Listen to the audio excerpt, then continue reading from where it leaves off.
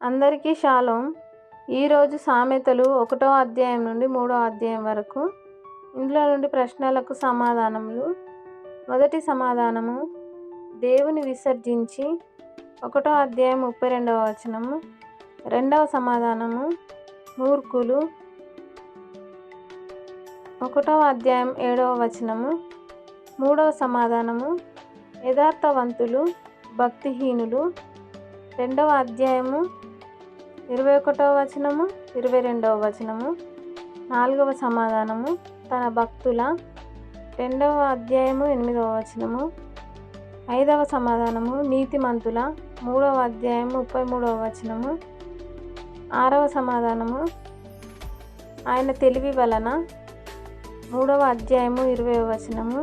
ఏడవ సమాధానము, నీ స్వబుద్ధిని 3వ అధ్యాయము 5వ వచనం.